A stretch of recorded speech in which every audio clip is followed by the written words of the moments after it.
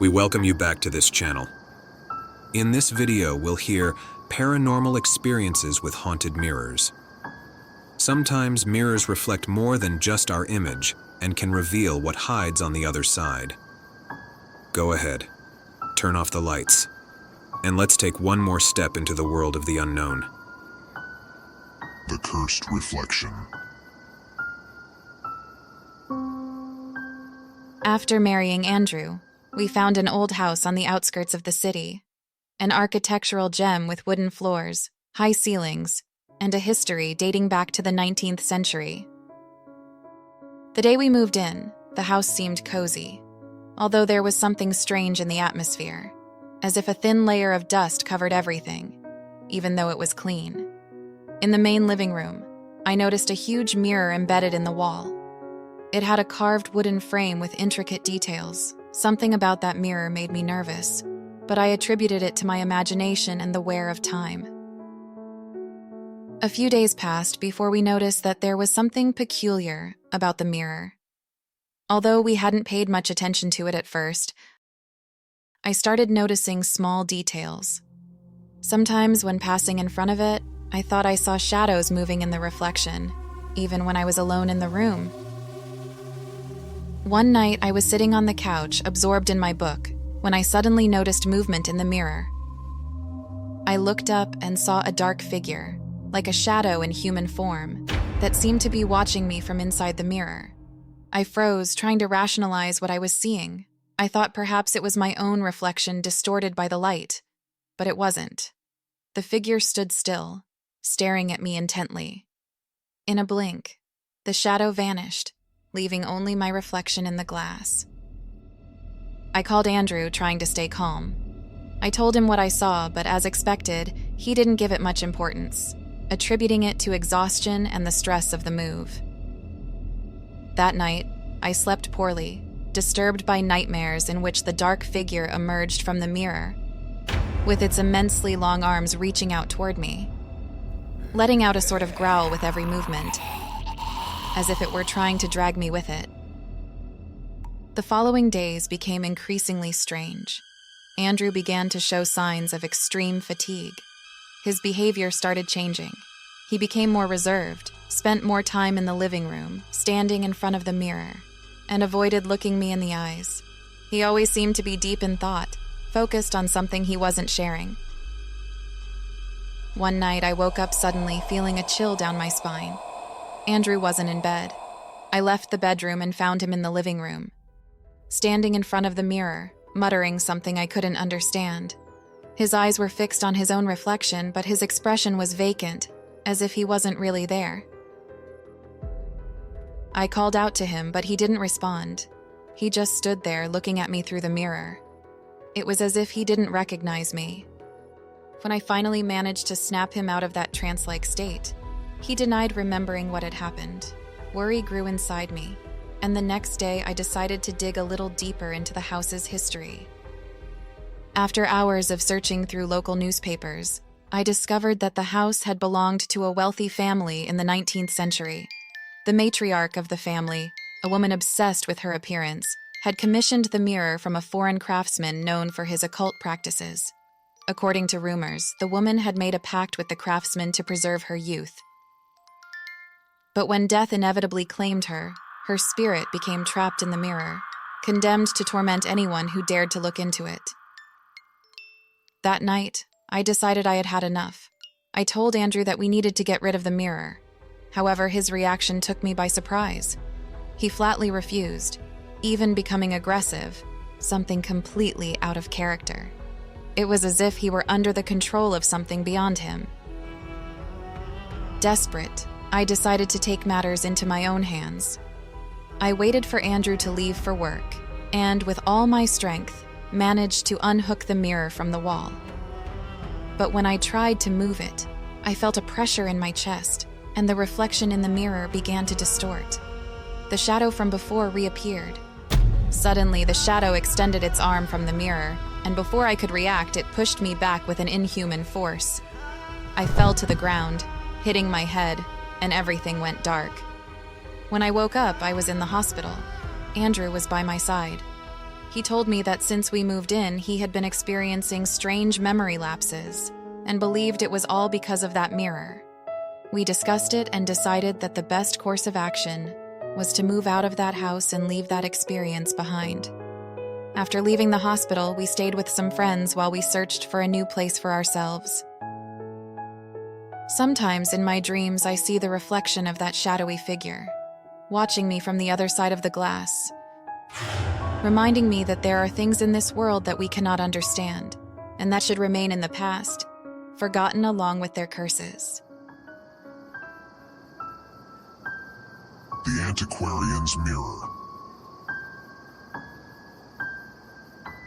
I've always had a fascination with antique objects, and it was this very passion that led me to a small antique shop in a secluded part of the city. The place was crammed with dusty relics, and in the back, almost hidden behind a pile of furniture, I found what would become my greatest mistake: a gold-framed mirror covered in a thick layer of dust. The mirror had an unsettling aura. The frame, though beautiful, showed signs of wear. Its intricate golden details were worn down, and the glass was slightly foggy. There was something about it that drew me in, something I couldn't ignore. The shop owner, a hunched old man, approached quietly when he saw me looking at it. In a raspy voice, he warned me that the mirror was not for sale. "There are things that shouldn't be bought," he muttered. But I wasn't about to leave without it, so I insisted until, reluctantly, the old man agreed to sell it to me. "I don't recommend it, but if you want it, it's yours. Just make sure never to leave it in the dark," he said with a tone of warning. I brought it to my house, an old Victorian mansion I had been slowly renovating. I hung the mirror on the wall in the hallway, right at the foot of the stairs, where I could see it every time I went down. On the first day, I didn't notice anything strange, but when night fell and the light in the hallway dimmed, something changed. As I was climbing the stairs to go to bed, I felt a presence behind me. I turned around, but there was no one there, just the mirror. Its surface seemed darker. I stared at it for a moment, trying to convince myself it was just my imagination. Finally, I went to bed, but that night I didn't sleep well. I dreamed of the mirror, of a dark figure moving inside it, a shadow that didn't belong to this world. Days passed, and I began to avoid the hallway at night. Something about the mirror made me very uneasy. Sometimes I would catch a fleeting glimpse of something moving in its reflection, but when I turned to check, there was nothing out of place. The real terror began one night when, without realizing it, I left the house in complete darkness. I woke up in the middle of the night to an intense cold. The silence was eerie. I tried to ignore it and close my eyes again, but then I heard a whisper. It was soft, like the brush of a breeze, but there were words in that whisper, though I couldn't understand them. My heart started to beat faster and I went downstairs. The hallway was completely dark, but the mirror was faintly glowing, with a light that seemed to come from within it. I approached, and what I saw made my blood run cold. Reflected in the glass, I saw the figure of a woman. She was standing right behind me, her face pale and cadaverous, her sunken, dark eyes fixed on me with an intense, chilling stare. She was wearing an old-fashioned dress, and her hair was tangled, falling in strands over her shoulders. Paralyzed with fear, I couldn't move. The figure began to get closer, her thin hand reaching toward my reflection, and I felt an icy cold on the back of my neck, as if that invisible hand was about to touch me. The whisper grew louder, more urgent, and although I couldn't understand the words, the desperation in its tone was unmistakable. Suddenly, the mirror shook violently on the wall, as if something inside it was struggling to get out. The figure vanished into the darkness of the glass, but the feeling that something horrible was lurking, barely contained by that reflective surface, left me utterly terrified. I ran to the light switch, and when I turned it on, the mirror was back to normal, reflecting only my pale and frightened face. I couldn't sleep for the rest of the night, and the next day I tried to get rid of the mirror. I took it back to the antique shop, but when I arrived, I found the store closed and a sign that read, "Permanently closed." There was no trace of the old man or the business, as if they had never existed. Desperate, I left the mirror at the door and walked away, hoping I had left behind whatever inhabited it. That night, when I returned home, my heart stopped. The mirror was back, hanging in its place in the hallway, as if I had never taken it away. Since then, I haven't been able to get rid of it. I've tried destroying it, but the glass won't break and the frame won't splinter. I've learned to live with it, to avoid its gaze, but every night, in the darkness, I know that something is watching from the other side, waiting, whispering. The child behind the glass. When I started working at Mr. Williams' antique shop, I never imagined that my life would change forever. The shop was small, tucked away in a forgotten corner of the city center. At first, I was fascinated by being surrounded by old objects, each with its own hidden history. But there was something about that place that made me nervous. One corner in particular disturbed me. The old, dusty mirror placed in one of the darkest parts of the shop. The mirror, of considerable size, was framed in dark wood. The surface of the glass was opaque, as if time itself had left its mark on it. Initially, I ignored it. However, something about it always called to me, as if it had a story that needed to be told.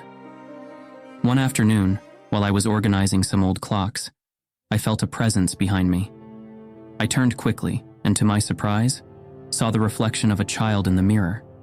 The child was standing in the center of the mirror, staring directly at me. His skin was pale, and his dark eyes were sunken, surrounded by deep circles.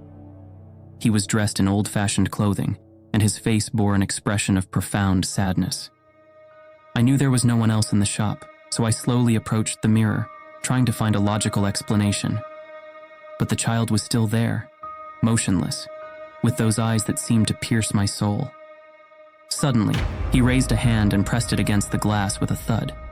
The gesture seemed like a plea. At that moment, a chill ran down my spine. Mr. William, who had been in the back room, came out at that moment and found me standing in front of the mirror, pale and trembling. Seeing my expression, he covered the mirror with a dark cloth. In a grave voice, he said, "It's best not to get too close to that mirror." But he offered no further explanation. That night, I couldn't sleep. The image of the boy in the mirror wouldn't leave me in peace. There was something deeply unsettling in his gaze, something that told me this boy was not just an illusion. The next day, I arrived early at the shop, determined to understand what was happening. Taking advantage of the fact that Mr. William hadn't arrived yet, I removed the cloth covering the mirror. The boy was there, exactly where I had seen him the first time. But this time his expression had changed. He looked more frightened. I felt an inexplicable urge to touch the glass, as if something inside me was being drawn toward it. Just as I was about to do so, I heard a barely audible whisper that said, "Help me." I froze, my hand just inches from the mirror. The whisper repeated, this time louder, "Help me out." The boy's voice was a mix of fear and desperation, and in that instant, I understood that whatever was in that mirror wanted to escape. Following the impulse that was calling me, I brought my hand even closer to the mirror, with a concentration and expectation I can't explain. At that moment, Mr. William entered and pulled me away abruptly.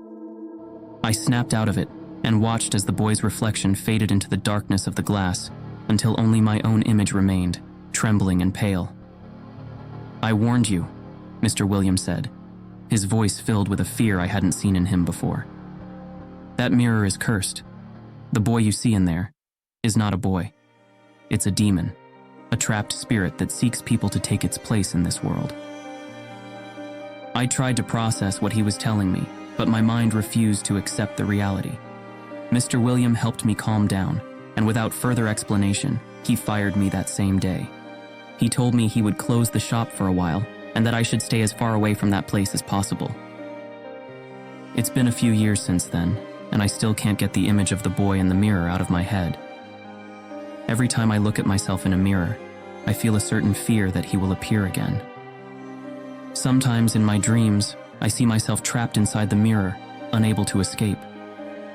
and I know that if I ever come across that cursed mirror again, I won't be able to resist the urge to touch it once more, and I don't know if there will be anyone around to stop me this time.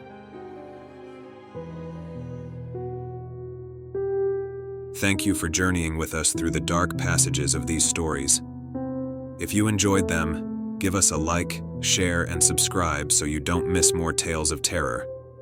Until next time, where fear will once again be your companion.